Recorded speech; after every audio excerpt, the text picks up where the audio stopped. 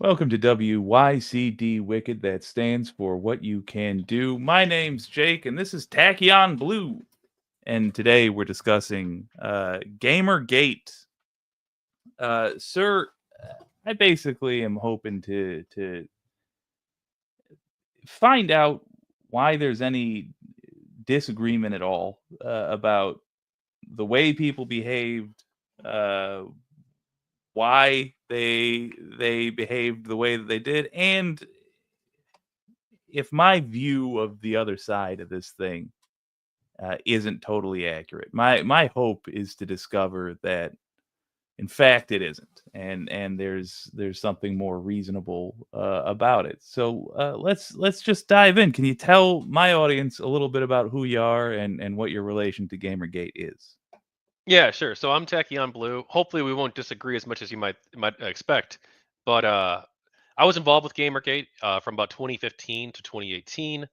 I got involved because of creative freedom. I was concerned about censorship in the industry, and I also ran the St. Louis meetups for Gamergate in St. Louis, and I also ran two panels at conventions at Arch Anime and NatsuCon in St. Louis as well.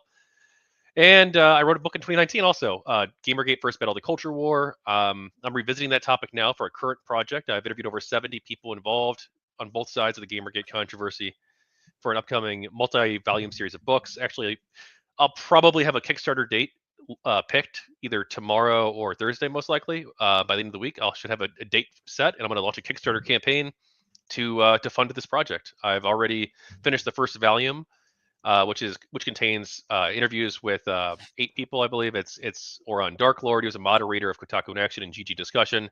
Also with Amanda Maroon, he was a member of the Keller Cabal, which was a sort of a faction within Gamergate, a group of friends who supported it basically. He also ran podcasts where he talked about it occasionally. I have also, and it also includes Alan Harris. He organized the Texas meetups in San Antonio, in particular, and Lisa M. She's a voice actress. She was involved with.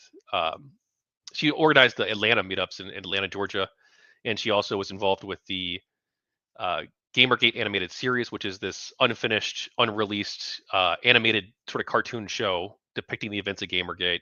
Um, but that ended up not happening. But I interviewed her, and she also did a lot of art, like Vivian James related art. Also, several other people too, including an anti-Gamergate person, Wet Sprocket. So there's several people in the first volume that's been complete. I'm really excited for that. But yeah, I was supported Gamergate at the time. For this project, I'm more neutral, and I'm happy to dive into it. I watched your episode. I agree with a lot of what Tasha said. I think that you guys had a good back and forth discussion, and hopefully we can have that today too. Yeah, when Tasha was basically for to fill in people that didn't see it. In a sentence, my feelings are basically a bunch of people with a chip on their shoulder uh, chose video games as a means to harass people, and that this was the first of many such mass cultural excuses for, excuse my bluntness here, but basically being the worst parts of bullies and nerds combined, and that it's advanced to just being basically modern politics. But the key thing that I believe that I'd really love to have changed, I'd like to have my mind changed because I don't like walking around believing this, is that basically it was the facts on in the world were irrelevant, and it was just an excuse for, frankly, awful human beings to gang up on others. Um, walking around looking at your neighbors and thinking who amongst you is like this is not a healthy way to exist. So this help me out there. What Okay. from your perspective was actually happening? Well, that's how much time do you have? Gamergate's In a the huge topic. shortest possible Okay. All right. summary. So this is sort of on the fly here. I'm still thinking about how I want to approach interviews, but Yeah, basically, I would say that Gamergate was about ethics in game journalism. It was a movement that was started in part due to backlash, in large part due to backlash to the games press, because there was an ethical violation. You know about, I know you talked about it in your first episode where Nathan Grayson and Zoe Quinn, where he didn't disclose his relationship with her and his friendship with her at the time when he promoted her game over 49 others on Rock Paper Shotgun, right? And then also Let's the let Kotaku let's article. pause there for a second. Yeah, you say an ethical violation. On the scale of ethical violations, my understanding is this guy had a relationship with somebody who he reviewed the video game of. Is that the correct No, way he to say didn't. it? He didn't review her game. So there were two articles. He wrote three articles promoting her or her work, basically, or talking about her. But the first article that was in 2012. That was before their friendship really began or anything like that. So I wouldn't hold that against him. Okay. But So are two you articles that familiar? we actually Two care about. articles. Two articles that we care about. Yeah, one was a 2014 article. I did send this in the Techion's take too. It was the rock paper shotgun one. Admission Quest, Valve Steam Valve Greenlight gives the green light to 49 new games, and which that he promoted her game. He calls it a powerful twine darling, and says it to stand out. He picks that and two Depression Quest. He picks that game and two other games on the list of 50, and he recommends those basically over the others on the list. And Mm. then the other article he did was the other one's probably actually more serious a violation actually, um, because he wrote about the Polaris Game Jam. Are you familiar with this? In No. 2014. Okay, so there was a game jam in 2014. It collapsed. It was run by a man named Matty Lesham, and Matty Lesham he basically lost his job after this. The project collapsed, but it had a lot of corporate sponsorships, and Zoe Quinn was a person involved with this. So was John Tron and a couple other people as well. Let's And not get hung up on okay, details. So in a one sentence summary, it starts because a guy is sweet on a girl, and she's a video game maker, and he includes her in a couple of articles praising her, basically, and yeah. ranks her higher than other people that you feel should have been Well, I don't higher like. ranked in the video I'm game agnostic on like how he should have ranked it. I just think he should have or added other people. disclosure to the article. Like he Fair should have enough. just been like, "Hey, look, this is my friend. Yeah, her game is one of the. He could even say, right? I really do genuinely believe this is one of the top games out of this list for sure. But just But being just a heads upfront up. about the fact Yeah. that they knew each other. Yeah. Okay. Uh, so we start with that, and let's put it in context, so at least that you understand where I'm coming from. And I'll acknowledge, video game industry, big business overall, so it should be taken seriously. On the other hand, it is literally fun and games. So it is literally an industry for making toys, and these might be toys that grown-ups enjoy as well. But it's literally games. We go from there, and somebody saying, you should have disclosed that you knew this person. Standard journalism practice, doesn't matter if it's video games or if it's politics. You gotta disclose a conflict of interest. Fair enough. To people sending death threats and a bunch of like a collection of people who have met up over this kernel, this first cancerous cell. To people, they've met up over this, and now every freaking time, a video game stars anyone, or even includes a character that is anything other than a straight white male who hates women and is clear about that constantly. They send hate after hate. Like, do you see? I'm obviously No, yeah, no. exaggerating to be silly, I but just want to say, it okay. blows up. So what happens there? How does it blow up and become this other thing? Well, I think that there might be a disconnect, and that might be because like, so do you? Let me just ask you: do you view GamerGate through like this culture war lens, like that GamerGate either is part of the culture war or like is the culture war in the video game industry, and like therefore, like the people arguing about whether or not, let's pick a recent example, right? Whether or not Black Myth Wukong, right? Would you call that like a GamerGate thing? I don't know that I might be familiar with the I'm Black sorry, that Myth was Wukong yeah, arguments. that wasn't really controversial. I meant to say, what was it? The Assassin's Creed game, how they have the Black Samurai, right? Yeah, Yasuke or whatever. Oh yeah, real historical figure actually. I'm not. I wasn't familiar with that being a controversy. But you know what? I would say it's probably related. I would say Okay. it's philosophically a direct descendant because there is this permission structure online for people to behave terribly. Basically, to call racism or sexism or just generally foul behavior, this is an ethical matter, but it's not. It's really not. Yeah, That's I my don't. thoughts, I mean, I would bluntly agree with put. you actually. I don't think that the culture war stuff was Gamergate. I think that Gamergate was like a part of the culture war, and I don't think it was the Mm. first battle of the culture war. My first premise in my 2019 book was I wouldn't say wrong, but like greatly exaggerated. I think. So I'm revisiting the topic. But no, I don't. I think that that's separate. The culture war stuff. I don't think that that's what Gamergate was about for most of the people involved. But there was a faction of Gamergate that did want to bring that in. To me, it seems like Mark Furman. Do you remember the OJ? This might be a little old for you, but do you remember the OJ Simpson trial? No, I don't. Sorry.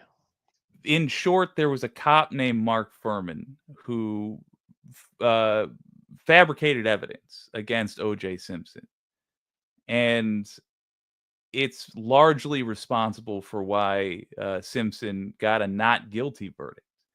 And Gamergate reminds me of this because the folks who were initially uh, up in arms over this were correct. Like in this case, the police in Simpson's case, they were also correct. And then they fabricated evidence, which ironically put them in the incorrect category. It gave the jury no choice but to say, well, we can't find this guy guilty. You've got this cop who's using the N-word constantly, he's been written up for it, and we just found out he lied about evidence. So we got to toss this thing out. It's the same thing with Gamergate. There was initially a relatively small issue, but it's handled by basically online harassment. And if I understand correctly, you're saying those folks from the online harassment portion of things, they don't really represent Gamergate. I would say that. Yeah, I think that a small number of people did engage in harassment. Like a small percentage of people did engage in harassment on both sides, actually, against the Gamergate people and against the anti-Gamergate people. Well, And I the think that that's anti-Gamergate condemnable. people, I mean, the Gamergate people, to be real, had it coming. If you're talking about the people online who are saying like they're dropping slurs, they're saying, "Oh, well, you can't make video games starring women," or saying, "Oh, you're replacing men. You're trying to replace us," when it's just like a video game with a female protagonist. But I Like don't think that's they what the got it Gamergate coming, people were don't saying. they? I don't Oh think they my would have it word! coming even if they did say that. What? All right. Well, fair enough. But the interesting part for me is that you're saying that's not the Gamergate people. To me, No, I mean that's the some of them might most. be Gamergate people, right? It depends I mean, because like that's the Gamergate I'm familiar with. I mhm. first heard about it in terms of the people basically harassing video game makers, and then later I'm like, oh, this comes from an actual controversy. So where do you draw the line, and how do you say, well, these are Gamergate people, and these other people who are embarrassing, these are not? Is it I that they're personally going for use different things? self-identification. If they self-identify as a Gamergate person, then I'm basically would say that they're a Gamergate person. Unless Okay, there's like some that's really fair. weird situation, like if somebody like there is, I think, one case where I would not do that specifically, and I have, I guess, made that decision. Like there were third-party trolls involved. Like one guy was named Mm. Terradex.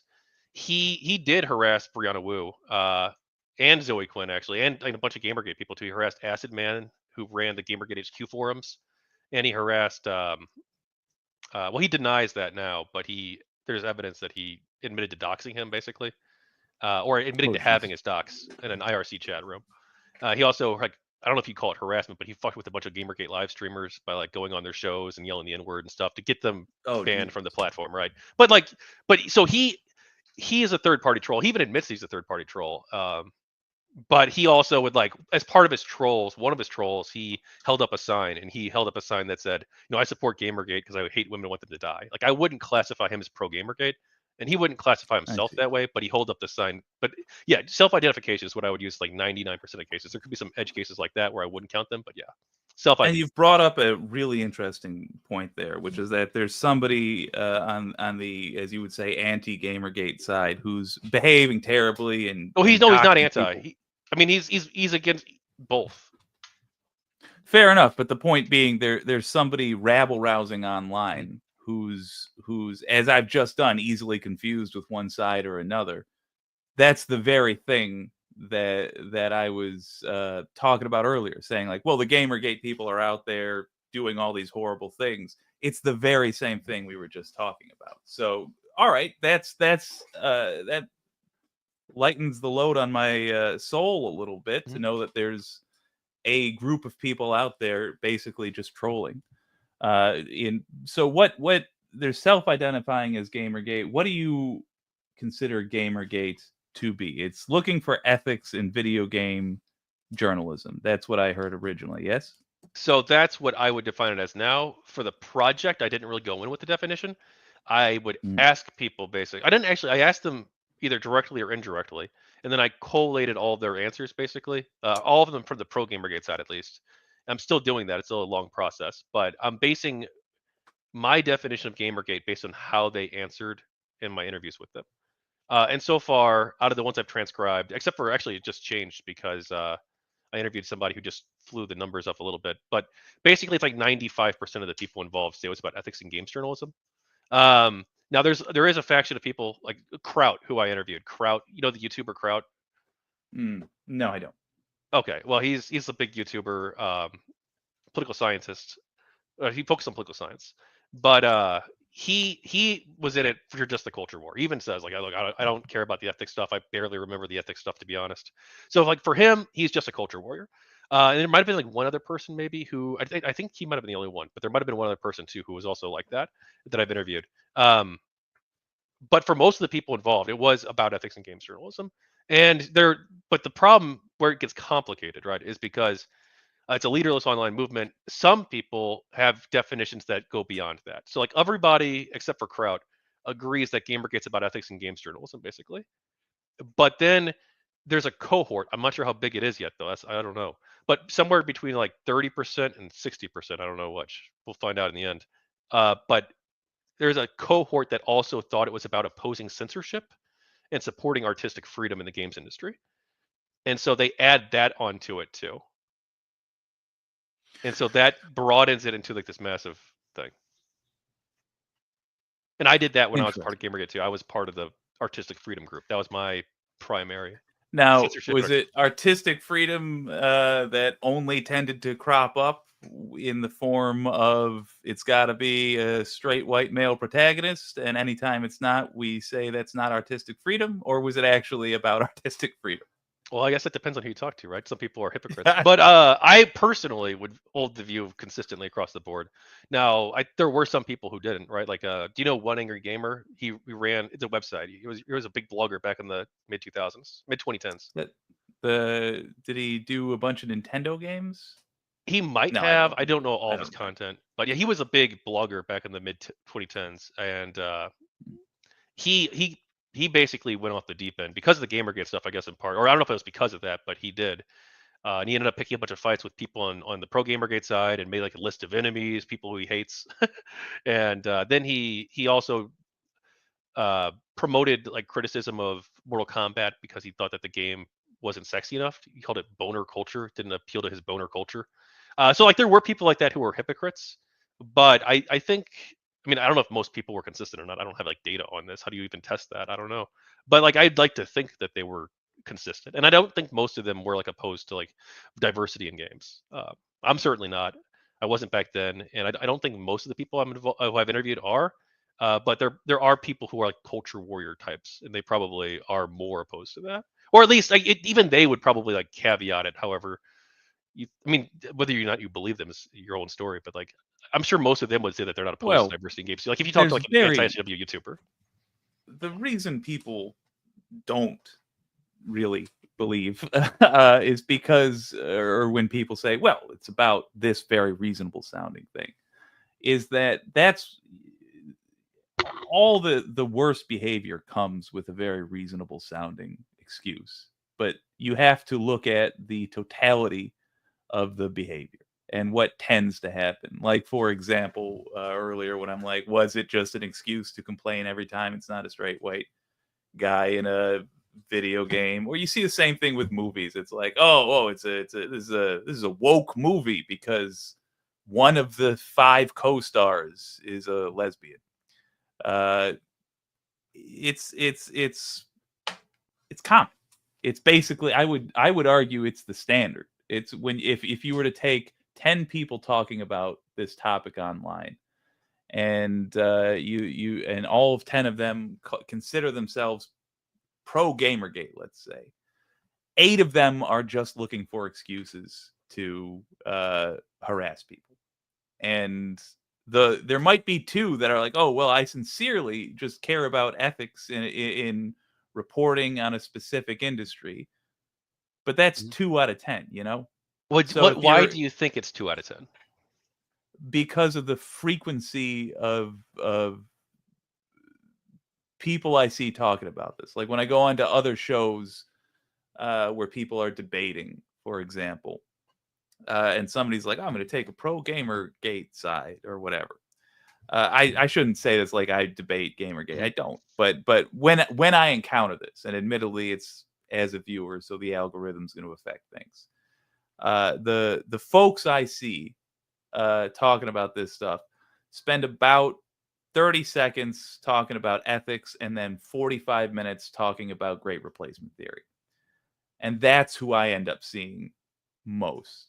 And the other side of it is, I don't see, without that element, Gamergate is not deserving of getting this much attention as it has. Without that element, it's a relatively niche, interesting to me, but niche story about the video game industry. Oh, we've got to have more ethical standards. This is a bigger business than it used to be. When we report on it, we should do serious reporting.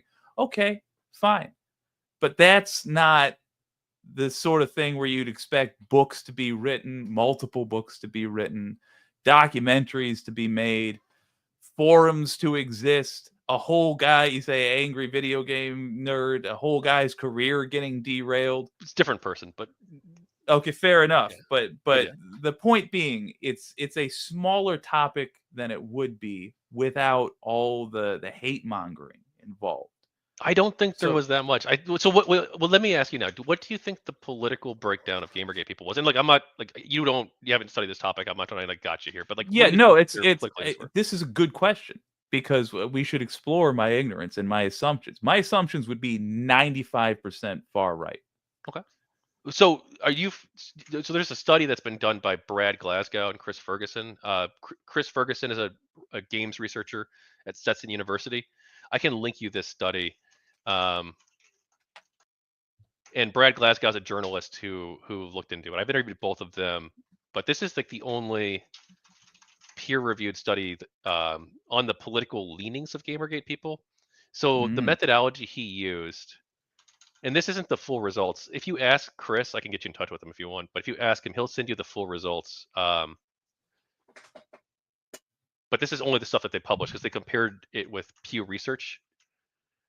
And here's what their methodology was. They interviewed, I think it was like 700 people. Yeah, 725 people, and they they didn't interview them. They sent them a survey, but they required that um, everybody involved have past support of Gamergate. So they had to send proof that they'd either tweeted about it or made like Reddit posts about it, or like posted on Facebook or something. They had to have proof prior to the announcement of the survey, um, that they would supporting Gamergate. So it was all people who had confirmed with Brad and Chris that they supported Gamergate. I was one of the people who took the survey, by the way, and they asked them a battery of questions. It ended up being there's way more questions than is published just here on this page, but they published a huge battery of questions, getting demographic data, political views, a bunch of other stuff, and it's a very politically diverse group of people. I myself am a liberal, and let's see here. So 7.8% extremely liberal, 35.1% liberal, 19.6% slightly. But then and they also asked about individual questions too. So like on every issue except for affirmative action, the Gamergate people were actually more liberal or progressive than the median American. Except for there were two questions that they didn't have Pew data to compare it to. But out of the You questions said that they did have data, 82% consider themselves to be more liberal or progressive than the median American. Did I hear that right? no, sorry. Out of the people involved with Gamergate, that all on every specific issue that they asked and that they compared with Pew Research data, the Gamergate people were more liberal. So like gay marriage, Oh, abortion, yeah. universal health care, marijuana, When except for yeah, affirmative action. when that's true of most Americans, though, including uh, everybody who votes MAGA. The Well, no, I mean when that asked wasn't about true the then. individual, well, it's been pretty universally. When asked about the actual issues they support, yeah, Americans skew way, way to the left of where they vote. But when you have somebody describing themselves as a liberal, I think, okay, so not leftist, because nobody on the left describes themselves as a liberal. It's like it's a thing that makes you wince when you're on the left. If somebody calls you a liberal, you're like, don't call me that. So it tells me a little bit about what we're talking. Like, okay, so Well, I should, center right, right, but well, but I don't know there about were left. far left people involved too. Like I've interviewed them as well. They Fair were enough. probably not as big. There's not like as many far left people or far right, I would say either, compared to like people in the center left, center right. But also, like, depends on how you like define far right. Like some people today would say like the entire Republican Party is far right because of Yeah, I Trump, would. right? Yeah, I would actually. That's in terms of policies being advocated for. Yes. But so that sort of they can be far right and not have like be guilty of the things I think the Gamergate folks largely are. But Right. There's a again, I separate say question from like, harassment. yeah, where the main thing that you're saying here is that there's the online trolls and then there's Gamergate. And Gamergate's different than the reputation it largely has brought on by those online trolls. So all right, it's an insistence on ethics in video game journalism. I don't think though, from an outsider's perspective, from a cultural perspective, that really is, I don't know if it's accurate to be calling that movement Gamergate, because to me that that phrase is talking as much about the cultural moment as it is a particular movement. And frankly, ethics in journalism, full stop, has been around forever. And just specifying video game journalism doesn't make it all that much of a new thing, other than if you're pointing out that the industry had a history of being unethical. Well, Does it? I think that a lot of people have the perception, at least, that was the Mm. case. Like with the Kane and Lynch situation at GameSpot, where they fired him, Jeff Gersman, because he gave the gave a Kane and Lynch 2 a bad review. But Oh like, yeah. but also like I think we're like this, like the original ethical violation was like relatively minor. You even say yourself, right? It's relatively minor, but like this thing whole blew up because of like how people responded to it. That's my perception of it. I think that's like most of the Gamergate pro Gamergate people's perception. Because you had like the gamers are dead articles that came out. Are you familiar with these? You didn't really talk Vaguely. about it in your okay, yeah. You didn't really talk about it too much in your last episode where you talked about Gamergate, but basically a bunch of articles came out. I think it was like 19 articles in total, and they over most of them came out on August 28th, 2014, but some of them came out like a few days later, and they were arguing that the gamer identity. They were like various different arguments that we're making, but like Leigh Alexander's argument was that like the gamer identity needs to come to an end because it's got a bad reputation. Because when people think of gamers, they think of kids with mushroom hats standing in line for 6 hours to get the new video game release or whatever, right? And then like Devin Wilson wrote one of them too for Gamasutra, and his perception was that like we need to change the way games are made. He made rules for game developers to follow in theory, like having less sexy characters in games, having less violence in games, less competitive gameplay, or not. He didn't say about gameplay, but less focus on competition, things like this. So, like, there were a lot of different arguments being thrown around. a lot of people were like, well, hang on, why are all these articles coming out on the same day saying that gamers are dead, stuff like that? And then it was indicated that there was collusion a few weeks after that with William Usher, actually the person I mentioned before, One Eager Gamer. He ended up actually leaking. He was a part of this group, this Game Journal Pros group, a mailing list of games journalists. He ended up leaking that information out, and so the reason it blew up so big was because of a mix of censorship, a lack of willingness to reform from the games journalists, this gamers are dead kind of push, and I think a lot of people also just had like really extreme views, um, and they wanted to like push those views. And like maybe you wouldn't consider these views extreme, but like a lot of the some of the more social justice stuff, warrior stuff, like was extreme. I think that they wanted to sort of close the Overton window and push people out, and they pushed them out in part by calling them Gamergate, Hmm. I and see. then trying to attribute to them, harassment and misogyny or far right views. Well, fair enough. So it seems to me like it's a part of the problem is just labeling. And all, you know what? Another cultural thing that began around the era of Gamergate being genuine discourse being ruined by trolls and infiltrators of all sorts who are posting more extreme opinions than was being talked about and ruining it for everybody. Do you see any value gained out of Gamergate, the whole thing for society? I mean, like, I think I mean, it depends on like it touched so many areas. In some ways, yes. I think that Gamergate was successful in some ways with regards to ethics. I think that disclosure's gotten better in games journalism.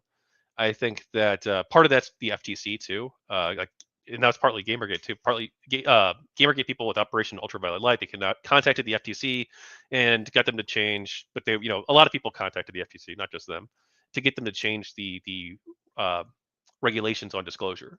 And so now they're required to disclose uh, if they receive payment from companies, things like this.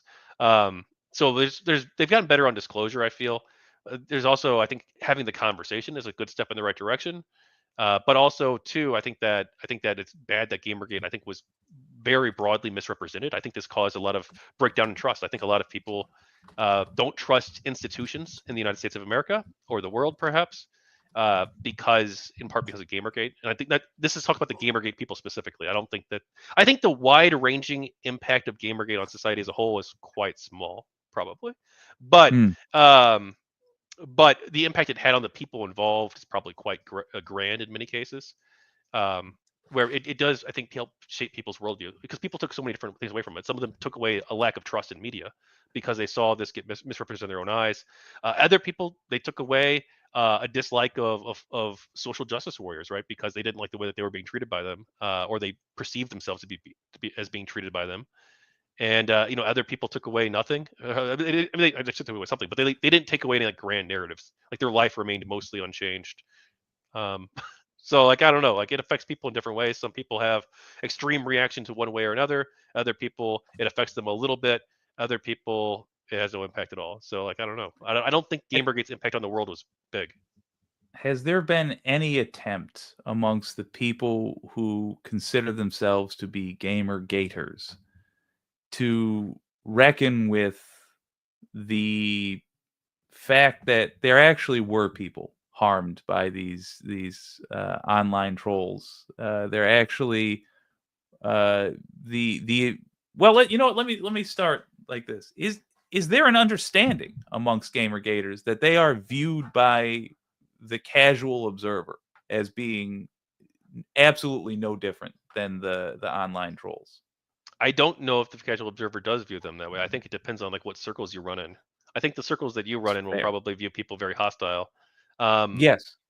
yeah, I don't think. Yeah, but like I don't know. It just depends like on what area It'd be like you're this. in. It'd be like if you were a member of uh, uh like if you joined like a Scottish let me try this again. It'd be like if you put on a ghost costume and you went for a Halloween celebration in the park and you find out everybody there is also dressed like a ghost. And actually, nope, you've wandered into a clan rally, and that's when somebody takes a picture. If you're saying I'm a Gamergate person, I believe in ethics in game journalism from my crowd, or hell, Mhm. from the crowd of just me. It looks like the ghost in the Klan rally. Um, I think that's because you've fallen for misinformation. I'm sorry, but I think it is. I think if you knew the Gamergate people, you wouldn't be saying that. well, I And don't know any of some them. people, they're not all angels, right? That's certainly true. There were people involved with Gamergate who engaged in harassment. I think everyone involved with Gamergate practically, I only know the knows that. practical effects Mhm. of the movement, and there might have been some changes to the industry that may or may not have come regardless, simply with a casual pointing out of, "Hey, we are a letter to the editor," frankly. But by and large, what it was, this beginning of a cultural movement to it was the now let me put it like this, because I don't wanna assign it responsibility for the whole cultural movement. It was the first time we noticed a bunch of people with bad intentions glamming on an excuse to pursue those bad intentions.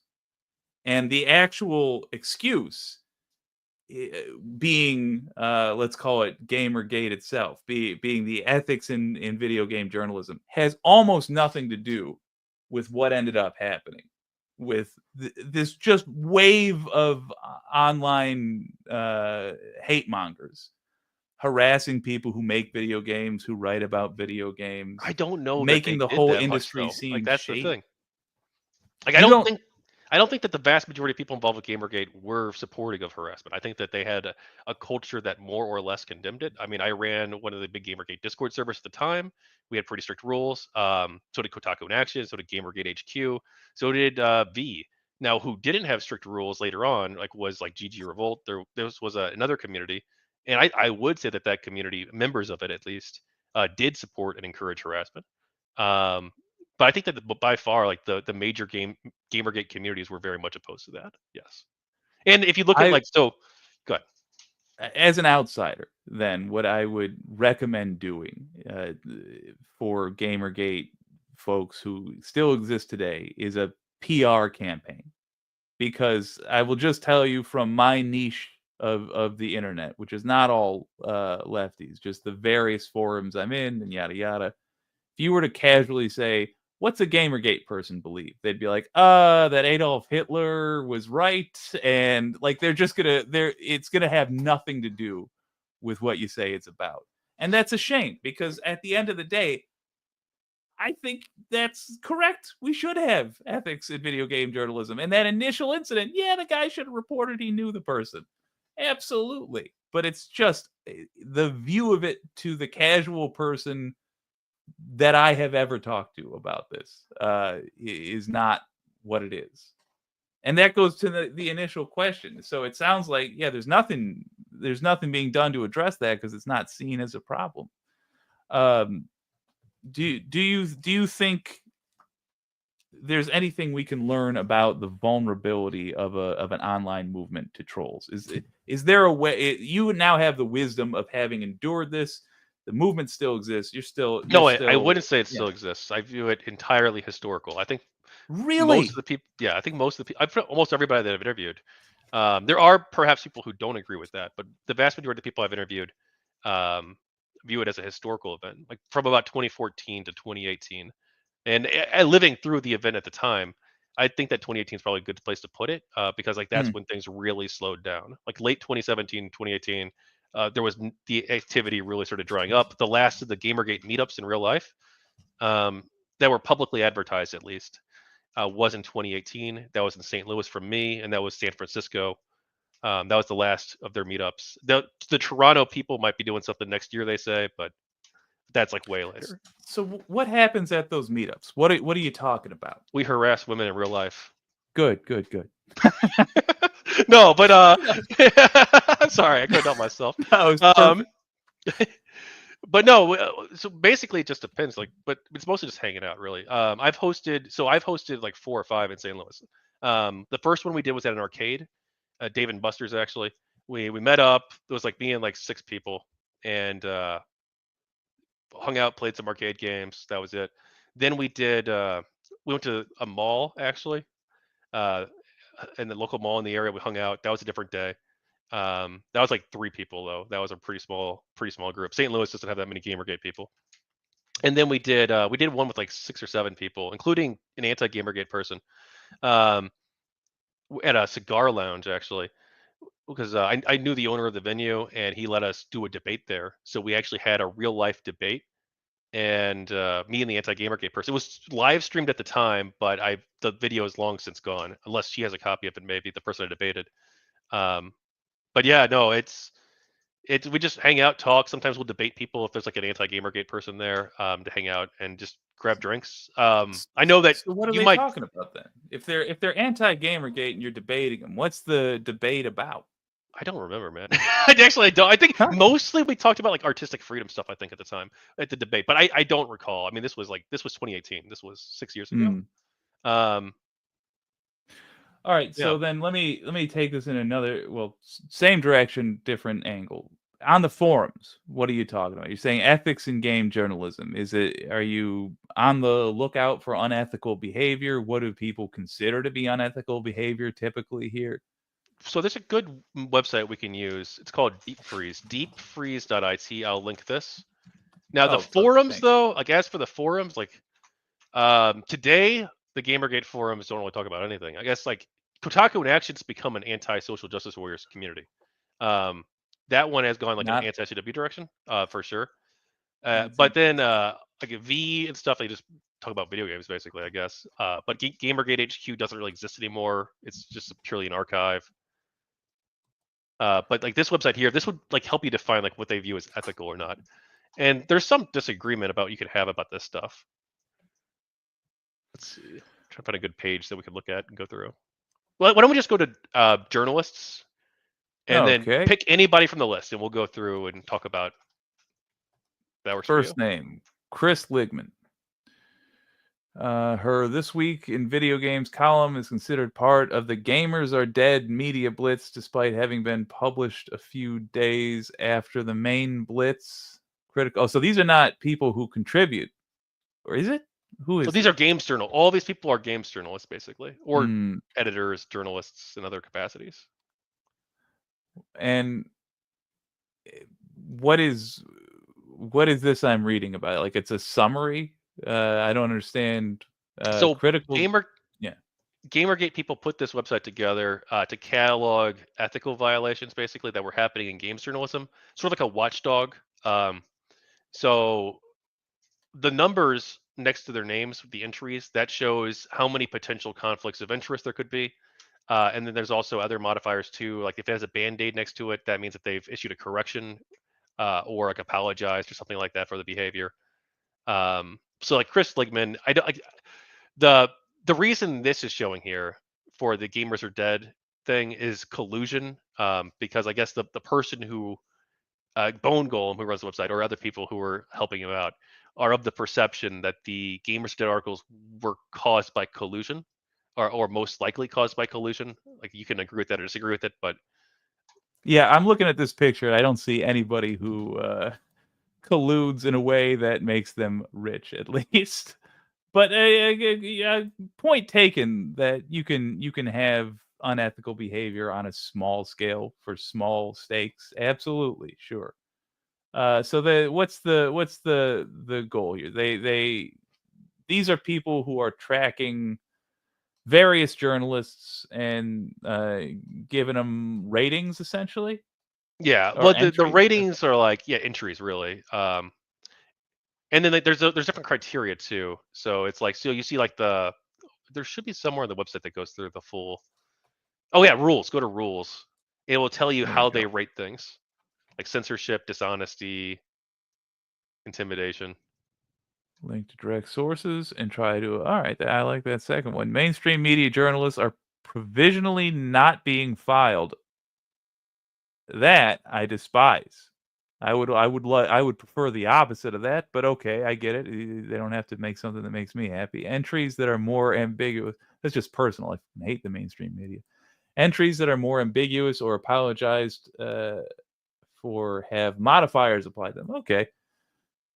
The overall goal here, though, does seem to be to pour a lot of effort into making life as hard as possible. No, it's not it. It's to make video game journalists honest. It just, to me, I see it and red flags go up for me and make me feel better about this. The red flags are this. These people are poor. I know journalists, not video game journalists, but I know journalists. They're dirt poor. They're writing articles about something. Usually, I'm going to assume that they're passionate about, but that has a passionate fan base, and that fan base has more time and resources than the journalists can ever fathom. And the things that the fan base are complaining about, to me, seem like they are real things, but taken too seriously can be taken way out of hand. Like, for example, you've called it collusion a couple of times. Part of the Gamers Are Dead media blitz. I don't think that's a fair characterization of anything. And again, I'm just looking at a picture thumbnail here. But with that this person has ever been involved in colluding, it just seems like it's an online Yeah, door. in this case, yeah, they're basically throwing that on there because she wrote one of the articles that came out Okay. during that week period. But most, yeah, so like their perception, And I guess. I you think have to see agree where with that. You can disagree with it. That's my fine. trepidation would come Yeah. from. It's like, okay, so somebody sees that, they see she's got 26 entries, and then all that effort is put into this one person. You know, there's gonna be someone's gonna find her Twitter and say, "You gotta die." Like I mean, you this, can just click the right here and go to legitimate it. people are being used as a resource for the horror show, and I gotta wonder: is the legitimate thing worth it? Or do we even have it? We could say this: you have an ethical obligation to not let the misuse of something end its existence. So in this case, legitimate tracking of journalists, that's a good thing. If people are misusing that, there's an argument there. Do you acknowledge, or do you agree with me? Not acknowledge. Do you agree with me that there is a possible danger here in these these writers of a hobby having this level of scrutiny? I think it's good. I think that it helps hold them Mm. accountable. Now, obviously, if on the website they were encouraging people to harass them or anything like that, I think that then it would be wrong. That'd be encouraging harassment. But they don't do that. And Fair. I think it's all positive. I think this is all publicly available information, basically, that's already on there. Like if you go to the sources that they use, like you can go through the sources yourself. It's already public stuff. It's just all gathered together in one place, basically. So I feel like it's all fine. I would like to see with this. I guess here's my main issue. What I don't see is any warning on here, uh, anything acknowledging that, frankly, the trolls who had the barnacles who are suctioned on to this movement are more of a problem than any than the worst author, the worst journalist on here, because these journalists are not out there threatening people's lives, Wow. doxing people. At the Wow. very least, if they Click on the second one. Click on the second one. oh, you Just know do what? it, I will. Alexander. I will. I'd love. Works for the Guardian. That doesn't surprise me. Spearheaded the media blitz, member of Game Journal. Whatever. Let's just The assume spicy she's stuff's off. further down. The spicy Okay. stuff's All right. further down. Let me. I want to see something spicy. Oh, Let's see attacked it. writer and physically and threatened to sick her. No, not Oh, physically.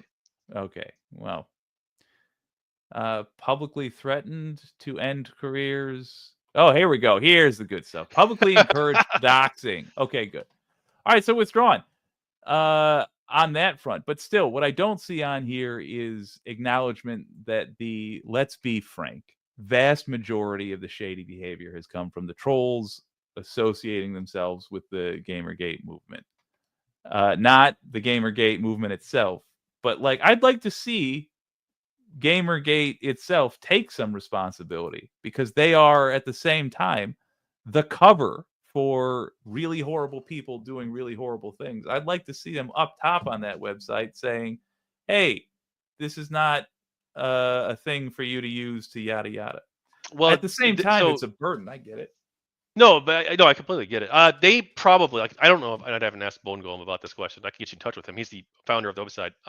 But yes, their perception would be that we shouldn't like let them try to define our movement. We'll just do that ourselves. And like they perceive most of them, I think. I don't know about.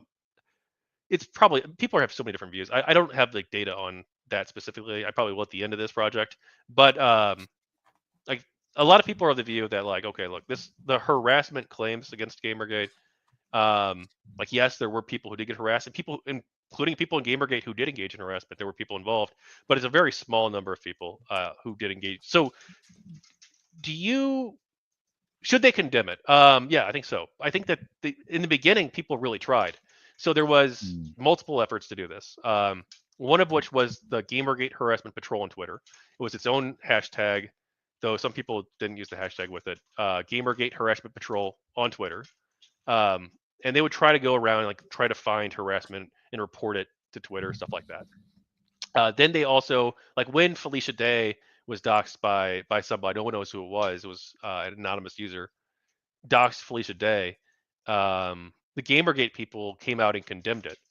I could link you this too. No, I believe it. I take it at face value. Good.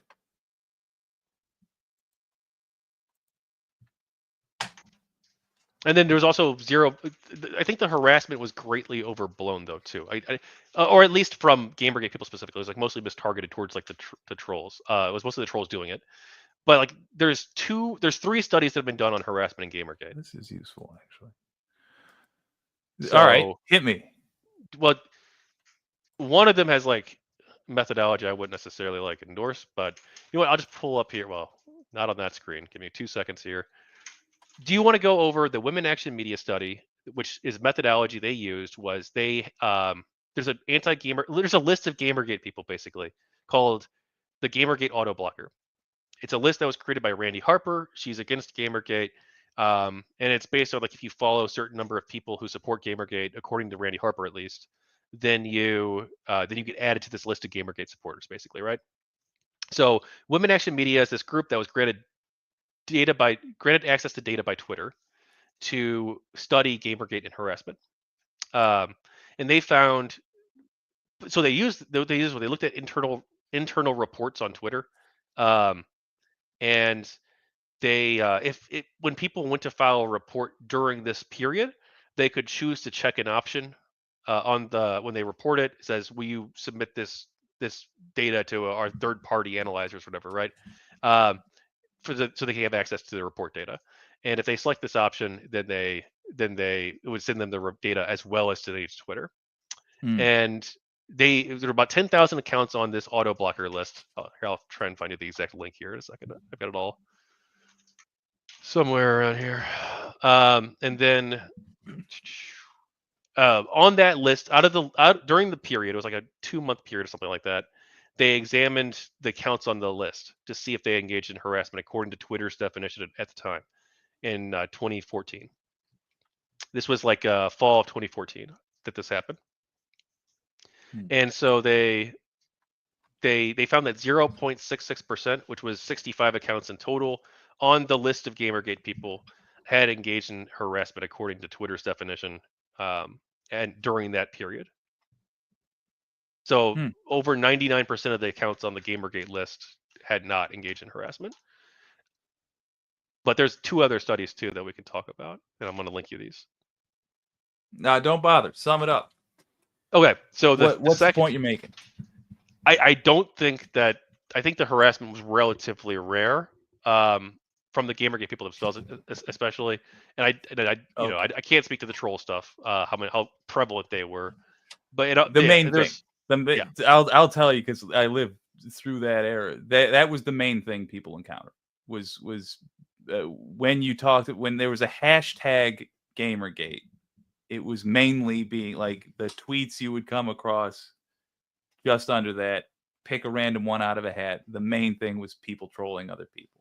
Granted, that's, as you say, Well, that's it not the wasn't though, movement. according to the data though. Like, there's another study that looked at there's two other studies that looked at the data on the hashtag itself, and it didn't find that. So there's the Newsweek slash Brandwatch study, which Newsweek actually misrepresents the data on. You may find this interesting. I'll link you this as well.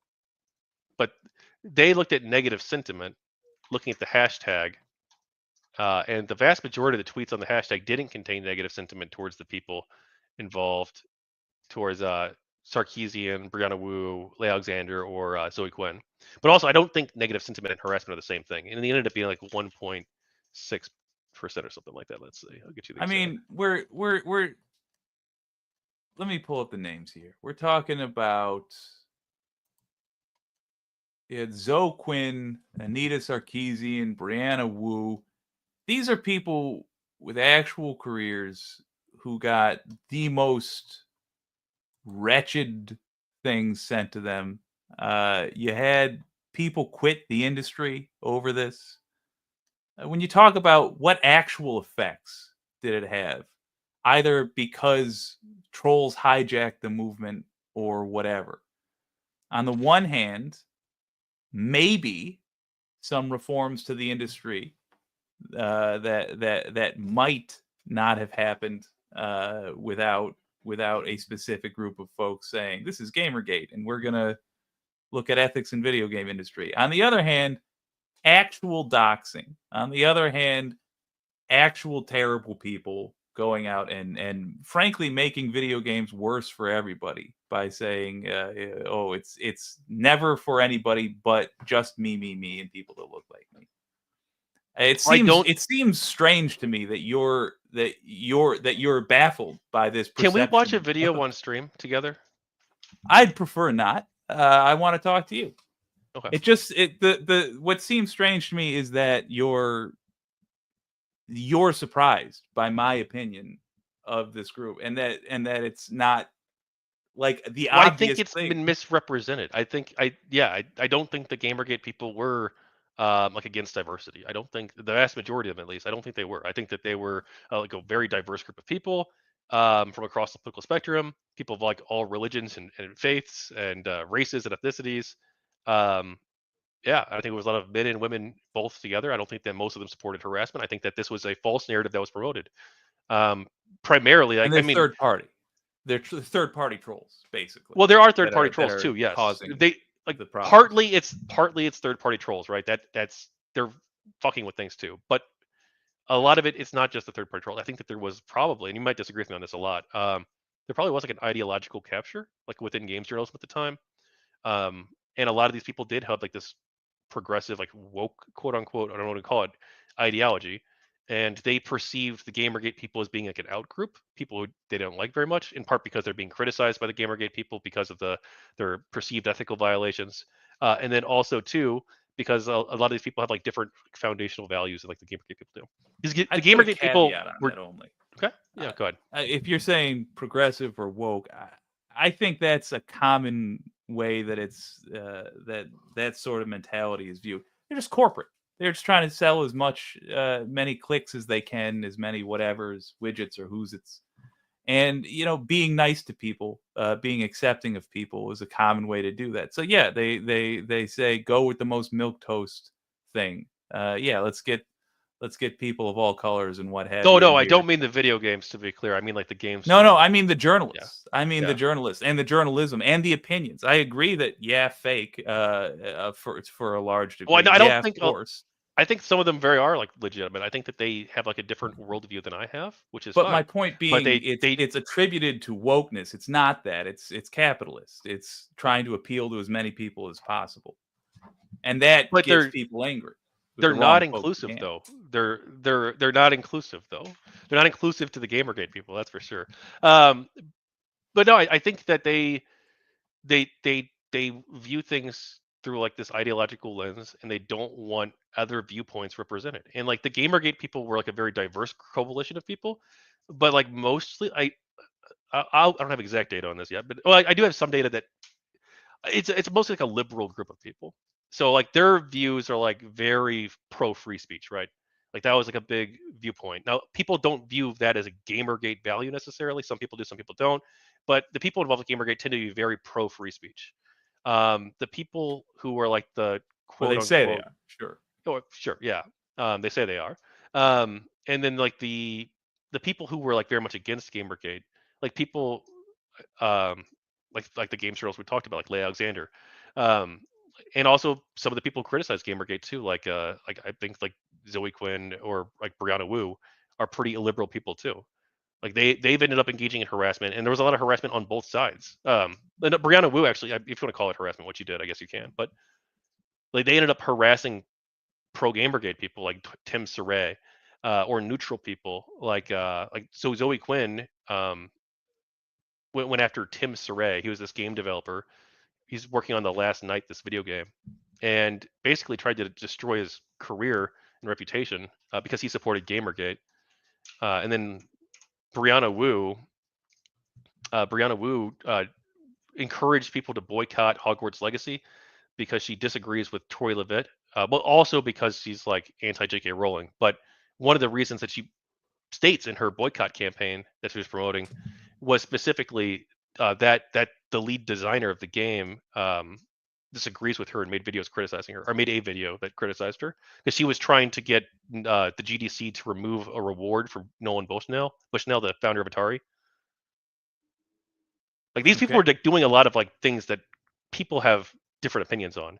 Like the anti Gamergate people, they have like they're also taking actions in the world at the same time that the Gamergate people are. Like that's partly why this whole thing blew up so big because they're Well, that's also part in. of Yeah. that's. Well, go ahead. No, I'm sorry. I thought you were concluding. No, you have like you have pro Gamergate people who are doing their own thing for like this several year period. You have anti Gamergate people who are doing their own thing, and like they tend to be more like have better relationships with like the mainstream media, whereas like the pro Gamergate people, I guess at the time had like better relationships with like the more YouTube or like Hmm. crowd, I guess you could say. And so like there was like these two divergent worlds that emerged. Like people are like Yeah. they're living in different realities, I guess you could say. Well, Um, yeah, and I think mhm. that's sort of the main issue because when you say anti, if you were to ask me what does Tachyon Blue think Gamergate is, I would say a movement to support better ethics in game journalism. But if I were to then say what is anti Gamergate, I wouldn't say those are people who are for unethical game No, I journalism. agree. I agree 1000%. It's people So who think they're that Gamergate's against the bad, trolls. right? So that's the question is like if you got one the pro side is for one thing and the anti side is against a totally unrelated thing, which uh, I'm not sure that you could calling them pro and anti Gamergate is accurate. Although I will say this, I'm delighted to learn that the trolls are not the Gamergate people. That right off the bat makes my worldview much happier. What do you think anti gamer? What when you say they're anti Gamergate? I What are would use you referring to? self-identification. Yeah, I would use self-ID. Okay, so what do you think Or people who they were would say like, they're against? well, I think that they're against Gamergate. I think that that's basically it. I think that, or I wouldn't even just say self-ID. That's probably dishonest. I wouldn't. I don't think I'd say self-ID. I'd say self-ID, or like if they like regularly criticize Gamergate on a regular basis. Or if they're like a What are part the of a community like Gamergazi, like it's this subreddit called Gamergazi, um, and they were like they was like an anti people who don't like Gamergate all went there basically. Um, it's like that would call that like anti Gamergate. let's do a test here for a Hmm. second. Um, don't answer this question. Foxy's come in a little bit later into the conversation. She asks, "How is Gamergate a positive thing?" Don't answer the question. Foxy, we want to take advantage of the fact that you came in a little bit later. In your opinion, and I'm not asking you to be right here. I'm just surveying you. What do you think Gamergate is? In like one sentence, what is Gamergate? It's a movement for No, no, ethics no, not in you, games. Tachyon. Oh, sorry. Foxy, Sorry. Foxy. Go ahead. Okay, so she thinks Gamergate is literally an online harassment campaign targeting women. That going into this conversation is what I would describe, would have described Gamergate as well. Now, for Foxy, for clarification on your part, my new one sentence summary from interviewing Tachyon Blue is Gamergate is an online movement seeking ethics in gaming journalism. And I would add on to that, the reason you and I think it's about targeting women is because, according to Tachyon Blue, and you know, my knowledge of the internet, trolls hijacked the reputation of the movement, leading to our opinions of it. All right, we're Well, back. it's not just I don't. Yeah, I don't. I Yes, the trolls thing is part of it, but I do think there is. I think it was partly a deliberate choice on some people's part to Mm, misrepresent this. mm. Well, do you want to talk about? Man, I don't know if I want to go here. Do you want I to talk just about want to Bria? understand, but it's got to be in real simple terms because I am a simple Okay, man. so one of like for instance, like one of the people I think was actively dishonest for sure. Let's say Brianna Wu. She harassed herself on Steam. This isn't. I can send you archives. This isn't like a disputed thing. She even has like an explanation for it. Um, she says that she posted this message harassing herself because she wanted to guide people who were already going to harass her anyway, kind of into this forum. This one post where she calls herself like a terrible person and asks people, "Am I a terrible person? Or is Brianna Wu a terrible person?" She says actually, um, and then she says, "Go at it, people!" Right? And she says that she did this because she wanted to guide the harassment in one place, and then she also probably misrepresented um, the events like surrounding her supposedly fleeing her home because of Gamergate. She, Because go sorry, ahead. my everything. No, it froze for a second, but it's fine now. Go ahead. Yeah, so like Brianna Wu, like she says that she fled her home because of this tweet from this account called Chatter Whiteman.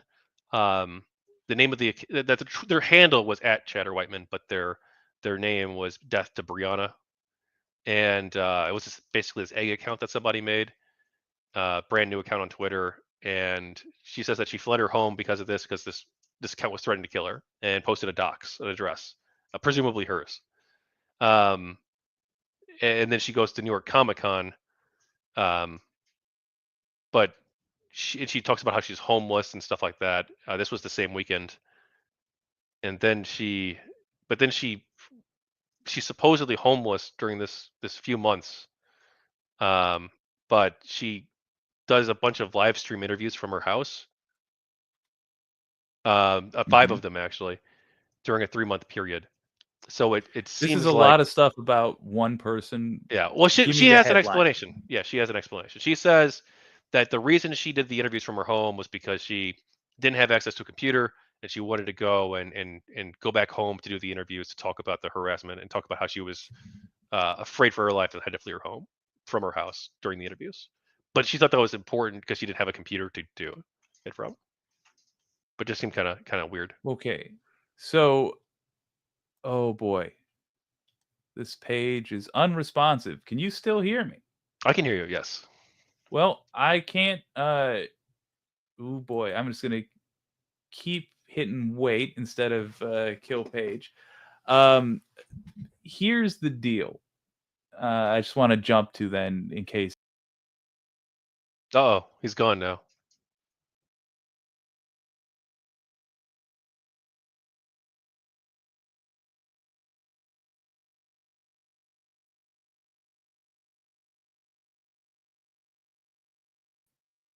I'm glad the stream's still up. That is lovely. All right, I'm gonna try sharing this now. 1 second. I have to redo this. So I hear what you're saying, but here's what I see. Because you seemed surprised earlier when I said like, why like how do you not address the reputation and is it really what you're saying it is? This when I say that the average person hears about Gamergate and thinks right-wing psychopaths uh harassing people. AI overview that's scrubbing the internet and taking the general consensus of what people are talking about when they're talking about Gamergate. A harassment campaign. Gamergate was a harassment campaign that targeted women in the video game industry. It was described as a culture war over issues such as Ba ba ba ba ba ba ba ba. Okay. Uh, okay. This is possibly what killed my page. Here's Britannica. Gamergate, an online harassment campaign in 2014 to 2015 that targeted women in the video game industry. There's my point is not that this is the correct thing and Mhm. other people define what it is. My point is that's the impression of what it is. Well, I think And some of that was deliberate too, actually. Like Ryu Long. So the Wikipedia article, which you didn't bring up, but I just want to say I have not gone in depth on the Wikipedia article or the Britannic article yet. I intend to. They're actually there's gonna be a whole version of the one of the volumes in the book series is going to be specifically talking about that Wikipedia and Britannica, and what they got right, what they got wrong, right? well, my point is if we're gonna learn anything positive from this, I think you said you would call the end of Gamergate 2018. Fair enough. I think the thing that's positive that's already been accomplished, yeah, maybe there is a stronger passion for ethics in the video game industry, and I welcome that. But thing number two then is that we have got to figure out how to stop trolls from defining our lives. Because when you search online for what is Gamergate, it has absolutely nothing to do with the ethics in video game industry and Well, everything to do. I believe Kathy Young's article actually comes up on the first page of Google, does it not? Let's see. What's her Everything you know, article? almost everything you know about Gamergate's wrong. Oh, there it is. Yeah, from 5 years ago in Medium. Yeah, Yeah, that does come up, but you know, I it's hard for me to it's hard for me to disregard the common view of Gamergate as a serious thing. I think you Uh, should watch this one video. It's 6 minutes. You don't have to watch the full thing, but I think there would be value in it. I think it might help well, you. summarize it for me. What do they talk about? It's people involved with Gamergate Mhm. holding up signs and talking about why they support the movement and why they feel like it's minorities and women who support Gamergate, why they feel like they're being misrepresented, basically. This was My called "Not point Your is Shield," if you've heard of that. my point is not what the movement was actually about, but more about not more, but entirely about the fact that the name of the movement is now put on what you say, and I'm going to take your word for it because you're in the movement, so you know more than me here. What you say is unrelated people, totally unrelated people, basically just online hate mongers. But when the average person, at least now I take that back, when people from my group, whatever that group is, hear about Gamergate, they think of the third party people that burst in and took things over. And I'm hoping we might be able to learn or at least come up with some concepts of how we could prevent this. A future serious movement getting hijacked by the trolls. I don't know. I don't. I wish I don't. I wish I had advice for you. I don't know. I I don't got think that none. there's much that can be done without like the cure being worse than the disease. Like if I know some people have proposed like if we got rid of anonymity online and everybody had to like have their real name out there at all times, that might like reduce. I don't even know what the studies show on that, if it does or not. But even if it would, like I think that like the risk would be too great. I think that there's value in anonymity. I think there's value in people being able to talk privately and being able to gather and have conversations in private and also anonymously too. I think that there can be, and you would probably recognize that too, right? Like if you have people who are living in a country where like homosexuality is punished, if those people have online communities and forums where they feel like they can talk anonymously because they feel safer there than they would in a Facebook group, for instance, for Saudi gay people. I don't know. I'm deeply sad. Well, let me say this. You did give me a glimmer of hope. I was gonna say I'm deeply sad because the trolls seem to run the world right now. Hmm. And any serious conversation gets derailed by nonsense. But I'll say this: I came in thinking the Gamergate people were indistinguishable from the trolls, and you have made it clear, and you've shown me examples that show otherwise. That the core of this movement was something admirable. And even if you don't think, for some reason I disagree with ethics in video game journalism, it was still. I hope you can still hear me. Yeah, It was still okay. Good. I'll worry about this frozen picture later. It was still something that makes sense, you know. So to discover that the problem we have is simply trolls ruining things at least makes me feel like not everybody in the world is terrible. I, it's well, not that's much, a but positive. Well, something. honestly, this, yeah, I mean, that's all I say that's all I care about. But that's basically, I think, the takeaway that I want people to have, that it was that Gamergate wasn't an online harassment campaign. Um, that it was, I mean, there were people who were engaging in harassment on both sides, but it wasn't an online harassment campaign. Like, this had involved over 10,000 people easily. Even Randy Harper's anti-Gamergate block list had 10,000 people on it roughly. Um, yeah, I think the people involved were smeared or misrepresented intentionally or unintentionally. Probably a little bit of both. Yeah, and I think that third-party trolls harass people too. I think that some of that got blamed on Gamergate. Um, and then, yeah, that's the takeaway I want people to have. So, like, I guess I just successful conversation. But Yeah. yeah. Well, Tachyon Blue, thank you for joining me. I'm gonna allow my computer to crash now, Oh, but let me shout it myself out was with my project. interesting. Yes, please All do. right. So thanks for having me on, by the way. I appreciate it. Yeah, I'm Tachyon Blue. You can find me on YouTube, on Twitter, on Kick, on Twitch. I'm a live streamer, a political live streamer.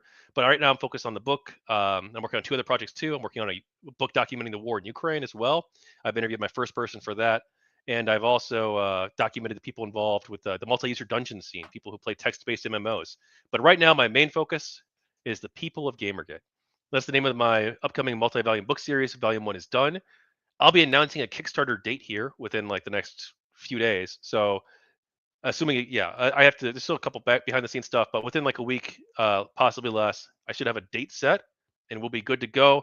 I'm really asking that people check that out. The people of Gamergate. It's not up yet, but follow me on social media. Follow me on YouTube. I'll have more announcements to come, and I'll be telling the story of the people involved in Gamergate on both sides. I've interviewed 70 plus people involved, and I think it'll be a great project. And I hope you are all happy with it and decide to support it. I really need your help. All right, sir. Thank you for joining. Thank you for having me. Gang, I would like to give you a proper outro, but unfortunately, I can't because this thing's crashing. This has been WYCD Wicked, that stands for What You Can Do. I will hopefully see y'all soon.